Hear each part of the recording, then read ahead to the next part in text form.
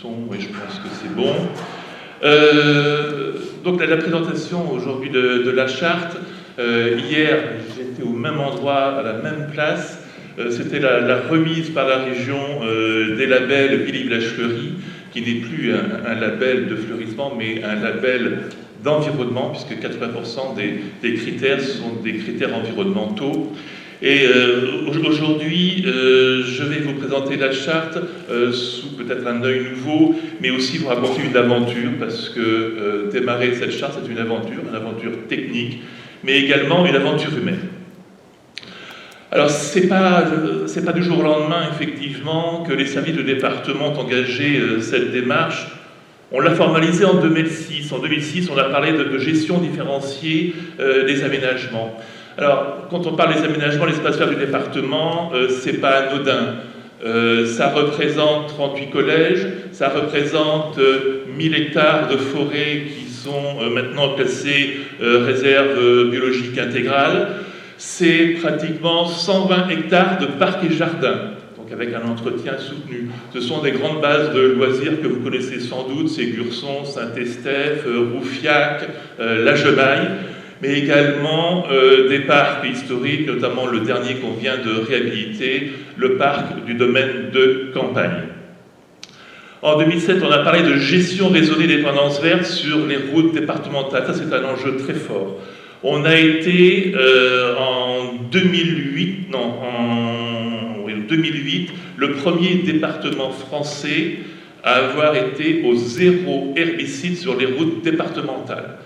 Ça a l'air comme ça tout simple, mais il y avait un poids des habitudes au niveau routier, on y allait gaiement. Même si quelque temps on a utilisé du dosatron, etc., pour pouvoir faire des dosages, etc., on dépensait plus de 60 000 € de glyphosate sur les routes départementales.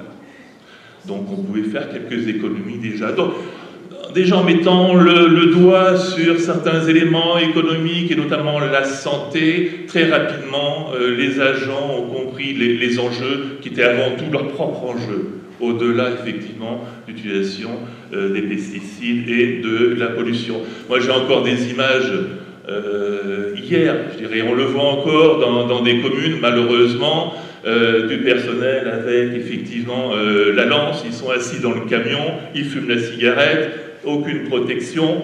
Voilà, c'est des images qu'on voyait hier. J'espère que depuis le 1er janvier, on n'en verra plus. 2011, lancement de la charte zéro herbicide, ça c'est une volonté forte politique du département, et c'est à partir de notre expérience, c'est-à-dire à partir de l'expérience du pôle paysage, qu'on a pu effectivement développer du savoir-faire, de la technicité, pour pouvoir le partager avec l'ensemble des communes du département. 2014, on a lancé une charte de l'arbre. 2016, on a lancé la charte zéro pesticide. Et là, c'est la volonté de Germinal Perrault, c'est de passer du zéro herbicide au zéro pesticide. Malgré que, je dirais, le gros enjeu au niveau du commune reste quand même les herbicides. Il y a très peu de communes, après des services techniques qui sont très structurés, qui ont de la production, qui ont des problématiques de phyto. Mais généralement, c'est l'herbicide qui est le premier vecteur de pollution. Et 2017, le département a reçu le prix national département fleuri. Alors, ce n'est pas la course non plus au label, mais les labels permettent aux techniciens d'avoir un regard extérieur, si vous voulez, de faire des audits. Et ça, c'est important. Ça permet aussi d'avancer dans notre travail. Alors, il y a des labels qui sont très pointus. Éco-jardin, vous avez un label, vous avez 75 points je dirais, déterminants. Si vous n'avez pas 80% des réponses positives, vous n'avez pas de label. Et c'est des structures, je dirais, bureaux d'études indépendants qui viennent faire les audits. Après, vous avez d'autres labels, vous avez le pavillon bleu qui est intéressant. On a effectivement refuge LPO, ça permet aussi d'avoir un autre regard, notamment au niveau des routes, pas faire n'importe quoi au niveau du fauchage ou du broussaillage, pendant les périodes, effectivement, de pendaison. Et puis, label tourisme handicap font partie aussi des labels où on sait nous permettre d'avancer. Sur la charte zéro pesticide, c'est une charte départementale, donc c'est pour les 526 communes, enfin elles évoluent tous les jours, 500 communes on va dire. C'est créer avant tout une dynamique, c'est mutualiser les moyens, parce que nous, au niveau du département, je dirais, on a eu les moyens de faire la démarche. Donc l'idée, effectivement, c'est de mutualiser. On a du matériel aussi, je dirais, alternatif. on va jusqu'à traiter le matériel, on va sur du conseil, c'est-à-dire qu'on a des planches d'essai aussi, au niveau, mettons, de l'ensemencement, des surfaces calcaires, des surfaces minérales. Donc c'est un partage aussi de savoir et avoir un outil de communication commun. Il y a un site départemental dédié au zéro pesticide avec des fiches techniques.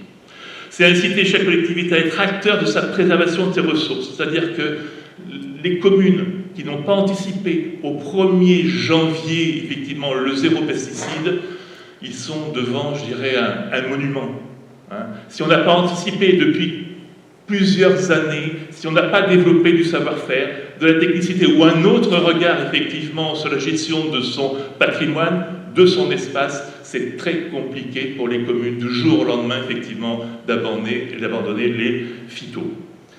Et c'est permettre, je dirais, aux villes et villages d'anticiper effectivement et de ne pas subir cette réglementation, sachant qu'au niveau du département, on va plus loin que la loi Labbé, c'est-à-dire que la charte zéro pesticide concerne également les cimetières, les infrastructures et les terrains de sport. Donc il faut savoir que la loi Labbé du 1er janvier ne va pas jusqu'au bout. Hein, elle est quelque part, je dirais, sur les points les plus sensibles, parce que où est-ce qu'on utilise des herbicides? C'est les cimetières. Où est-ce qu'on utilise effectivement des produits phytos? C'est les terrains de sport. C'est tellement plus facile. Et puis les routes également. Donc ça, c'est quand même intéressant. C'est vraiment la volonté de Germinal Perrault d'aller plus loin. Et il a été jusqu'à, effectivement, pour les subventions départementales, les communes qui n'ont pas signé la charte zéro pesticide n'ont pas de subvention départementale.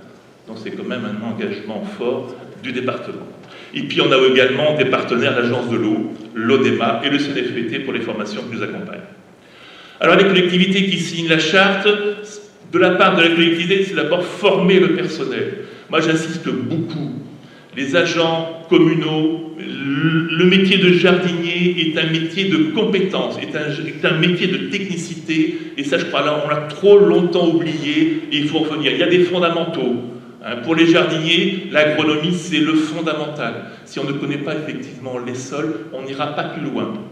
Donc c'est important de retrouver les formations, de la technicité, du savoir-faire. C'est aussi respecter la réglementation en vigueur, élaborer des plans d'amélioration. Donc on oblige, dans le cadre de la charte, aux communes de réfléchir sur l'entretien, sur la gestion. On ne peut pas tout entretenir de la même façon. Donc c'est aussi dégager du temps de travail, puisque toutes les tâches de jardinier sont très chronophages. Donc c'est faire différemment sur certains endroits pour dégager plus de travail sur l'autre. Parce qu'en fait, compte, l'argument des communes au zéro pesticide, c'est on n'a pas les moyens, on n'a pas de temps de travail, ça va nous manger du temps de travail. Donc la démarche n'est pas là. Au contraire, elle est de dégager du temps de travail. Le zéro herbicide, par exemple, c'est pas désherber plus propre, c'est pas désherber autrement, c'est désherber moins. Et ça, c'est tout l'enjeu qu'il y a dans la démarche. Le département, lui, s'engage auprès des collectivités de faire une assistance technique. On a 2 techniciens à temps complet pour accompagner les communes dans le cadre de cette charte, et on a 9 références sur le territoire qui les accompagnent également. Et puis c'est proposé aussi des journées de formation et également de vulgarisation. Alors les outils mis en place, c'est d'abord le site Zéro Pesticide, c'est un site que je vous invite effectivement à aller visiter, à aller regarder. On a des fiches techniques, on a un accompagnement, il y a de la formation. Les communes peuvent y mettre également de l'information, de l'échange. L'idée aussi sur la Dordogne, c'est de mutualiser les moyens. On a toujours l'impression que dans les petites communes, on réinvente le monde quand le voisin, lui, a déjà avancé. Donc l'idée, c'est aussi d'aller voir ailleurs, de regarder, de créer effectivement une émulation intercommunale. Et le département est là, effectivement, pour aider les communes, les techniciens, les jardiniers à se rencontrer. Donc on met à disposition des communes pour ne pas réinventer non plus les affiches, les plaquettes. On a une exposition qui est animée par les enfants du pays de Belém, qui tourne dans les communes. On a une exposition, je dirais, très rapide à mettre en œuvre avec des roll-ups qu'on peut installer dans les mairies. Il suffit de les réserver au pôle paysage et ce fameux stand Internet dédié. À ce jour, au niveau, je dirais, des résultats, ou si on fait un premier bilan, on a quand même 286 communes aujourd'hui qui sont signataires. Donc on a encore des communes qui, effectivement, n'ont pas encore toute la motivation pour signer. 334 agents sont formés, ça c'est intéressant aussi, 15 sessions de formation, 130 communes ont été représentées, 60 plans de désherbage que j'appelle maintenant plans d'amélioration, des réunions publiques, des interventions également hors département. On est énormément sollicité depuis 3-4 ans, depuis qu'on a mis cette charte en route, par d'autres départements qui sont curieux effectivement de la façon dont on travaille. Ils sont surpris également, je dirais que les communes adhèrent pas si facilement, mais qu'il y a quand même, sous la Dordogne, un certain mouvement pour signer cette charte et y trouver, je dirais, une autre forme de gestion de leur espace. Alors, depuis le 1er janvier, effectivement, on continue cette charte, puisque on va plus loin au niveau du département, donc on accompagne les collectivités, mais c'est aussi une veille, parce qu'il ne suffit pas que les communes signent, maintenant on va quand même leur demander des comptes, entre guillemets. Il faut mettre des indicateurs dans les communes pour pouvoir évaluer l'évolution, effectivement, de leur démarche. Et puis c'est préparé 2019 pour les particuliers, et là 2017, on y travaille en termes de communication, en termes d'information, en termes d'exposition, pour effectivement aussi avoir une émulation, c'est-à-dire qu'il ne suffit pas que ce soit les collectivités, mais les collectivités doivent également apporter, je dirais, de la communication, du savoir-faire. Ça passe également par les scolaires, par la pédagogie. Ça, c'est important, je dirais, d'initier les jeunes au zéro pesticide. Et la charte va plus loin, on l'a dit, dépendance verte, terrain de sport, cimetière. Je vais aller un petit peu plus vite. Ne plus penser désherbage. Je crois que ça, c'est également notre façon de voir les choses. C'est les méthodes préventives. On n'est pas dans le curatif. Au curatif, on ne s'en sortira pas. Économiquement parlant, le curatif, je dirais, les communes n'ont plus les moyens. Ça, il faut le savoir, les départements non plus. Nos crédits de fonctionnement diminuent. Nous, pratiquement au niveau du pôle paysage, c'est 10% tous les ans de moins en termes de fonctionnement. Donc à nous de trouver, d'être créatifs, imaginatifs pour gérer autrement. Et gérer autrement, c'est gérer différemment et d'une façon plus extensive. Penser l'entretien dès la conception, ça c'est important. Éviter, effectivement, en termes d'aménagement, les trottoirs, les obstacles. Éviter de surminéraliser les surfaces, mais au contraire végétaliser les surfaces perméables. Ça c'est important aussi de retrouver au niveau des espaces, je dirais, des surfaces enherbées et des surfaces perméables. Occuper, couvrir le sol pour accompagner la nature enherbée, fleurissement. Quelques exemples tout simplement, des gestes, je dirais, qui paraissent banaux comme ça, mais l'idée que l'on fait passer, c'est de mettre, il n'y a pas de mauvaises herbes, il y a simplement l'herbe qui n'est pas à la bonne place. Donc l'idée aussi au niveau des communes, c'est que les agents et également les riverains se prennent en charge et participent aussi à ce travail. Là par exemple, c'est une petite commune, c'est Ligueux, qui travaille le long des murs, le long des façades, etc. Et bien on fait un trait de scie dans le revêtement, on fait des trous de plantation, etc. Et on végétalise tous les pieds de mur tant qu'on peut le faire. Cadouin également est dans cette démarche. Donc là, on est sur effectivement des visuels qui montrent que là où on traitait avant, où on désherbait, et bien maintenant on accepte effectivement le végétal. C'est toute la différence. Et là, c'est gagnant-gagnant en termes de phyto, en termes de temps de travail. Et puis, je dirais, en termes de bien-être, tout simplement. Faut être clair. Et puis, il faut aussi accepter la végétation spontanée. On l'oublie aussi. La mauvaise herbe, c'est l'herbe qu'on n'a pas mis en place. Donc, on peut aussi accepter ce qu'on appelle les mauvaises herbes, la végétation spontanée, mais qui peut être si belle, les valérianes, les balsamines, les capillaires, etc. Il suffit qu'on laisse de la place, elles reviennent. Il y a un essaimage naturel qui se fait aussi des jardins privés vers le milieu espace public. Ici, on a d'autres exemples, effectivement, de végétaliser en bas à droite, tout simplement. On laisse une bande enherbée. Et puis après, aux jardiniers, aux agents, pourquoi pas de sélectionner s'ils en ont envie, ou tout simplement laisser effectivement l'herbe pousser. Et puis on oublie aussi qu'il y a des grimpantes aussi qui peuvent jouer ce rôle. Longtemps, les pieds des arbres, ça a été vraiment le calvaire des communes, et allons-y gaiement, on pulvérisait autour des arbres, etc., parce que tout simplement c'était un obstacle, parce que la tondeuse ne pouvait pas passer, parce que ceci, etc. C'était tellement plus facile, effectivement, de désherber. Maintenant, effectivement, c'est tout ça. On met de la végétation autour de l'arbre, qui a une image positive, et ça empêche effectivement la volonté ou l'envie de désherber. Les trottoirs, les bords de route, pendant des années, les services techniques se sont, je dirais, fatigués, parce que ça fait des années que ça dure, à vouloir désherber les endroits où l'herbe voulait pousser. Enfin, c'est assez extraordinaire quand même. Tous les ans, 2 fois, 3 fois, 4 fois par an, et bien on désherbait les surfaces calcaires, les trottoirs, les accotements, etc.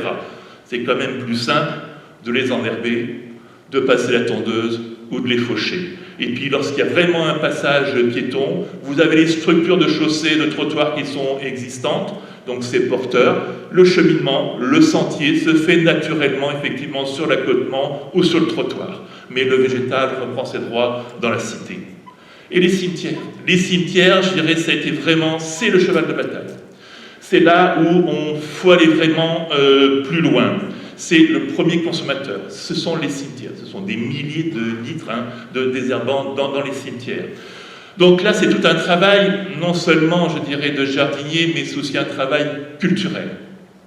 Enfin, il ne faut pas oublier qu'avant-guerre, les cimetières n'étaient pas désherbés. Ils étaient enherbés. Il y a encore des cimetières en Dordogne qui n'avaient jamais été désherbés et qui ont perduré effectivement l'image végétale.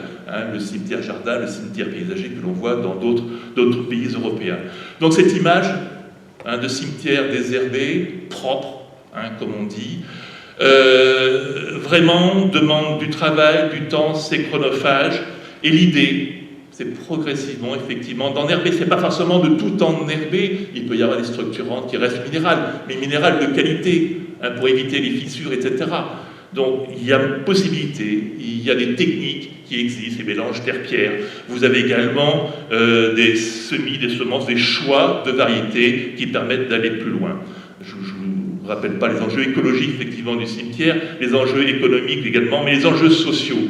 Et là, c'est important aussi l'enjeu social de la démarche. Il n'y a pas de réussite au niveau du zéro phyto si, effectivement, il n'y a pas de mutualisation, s'il n'y a pas de compréhension, s'il n'y a pas de participation aussi de la population, du riverain, de la personne qui visite, effectivement, le cimetière, ces lieux de recueillement. Et on le voit progressivement. Alors, on a quand même la chance d'avoir des jardiniers qui sont créatifs, qui ont l'imagination. Et très vite, le choix des végétaux se fait. On y implante au niveau des entretombes qui sont souvent des problématiques. On a l'habitude de bétonner les entretombes. Tout simplement, on peut y mettre des sédums, on peut y mettre des plantes tapissantes. Donc il y a tout un choix de végétaux à développer effectivement pour pallier à ces problématiques de désherbage. C'est-à-dire qu'il faut mettre l'herbe au bon endroit pour plus qu'on ait envie effectivement de désherber. Et puis c'est donner l'envie, comme je vous le dis, aux habitants de s'approprier la démarche. Et là, dans les cimetières, on le voit de plus en plus, on voit apparaître des tombes paysagères. Il y a même une entreprise en Dordogne qui a déposé un label de tombe paysagère. Il prévoit l'avenir. Mais c'est vrai que c'est important, c'est un nouveau visage, et je dirais qu'il y a quand même un respect des lieux, de sérénité, de calme. Enfin, moi, personnellement, je veux dire, dans un parking à Tongres, j'ai pas envie de me faire enterrer. Par contre, dans un cimetière paysager, jardiné, j'ai l'impression quand même qu'il y a plus de sérénité, plus de respect et plus, je dirais, de repos. Mais je dirais c'est aussi des lieux que l'on peut rendre vivants. C'est important aussi. Et on le voit dans certains pays, les cimetières sont des lieux de vie, des lieux de promenade, des lieux de balade. Et encourager le zéro pesticide participatif, c'est aussi les riverains, c'est effectivement les écoles, c'est l'action pédagogique. Et là, on le voit, les gens, il y avait le banc le long de la route, et les gens sur des ruelles, sur des rues, effectivement, où la végétation reprend ses droits, ce sont les habitants qui commencent effectivement à végétaliser les ruelles. Et bien on sort la chaise, on sort la table, et bien on s'approprie l'espace, et ce sera bien des espaces vivants. Et je le dis, et je terminerai là-dessus, redonner un sens au métier du jardinier. Ça, c'est important. Moi, je me souviens en 2006, lorsqu'on a commencé à dire aux jardiniers, bon, il y a une réglementation, messieurs, les EPI, il va falloir les mettre. C'est-à-dire, c'est le scaphandre, c'est les yeux, c'est ceci, cela, c'est la combinaison. À 40 degrés en plein soleil, les agents ont vite fait le choix. C'est clair, ils ont posé la combinaison, ils ont dit, chef, on arrête. Et à partir de là, c'est tout simple. Il suffit de mettre des fois le doigt là où ça fait mal pour que ça engendre aussi une émulation et une prise de conscience. Et puis mettez le jardinier, bon, collègue de Périgueux vous le dira, c'est aussi donner une autre dimension, c'est de la pédagogie, c'est aller vers les écoles, faire de l'animation, faire de la formation. Ça fait partie de nos métiers, c'est valorisant et ça permet effectivement d'avoir d'autres perspectives au quotidien. Voilà, merci.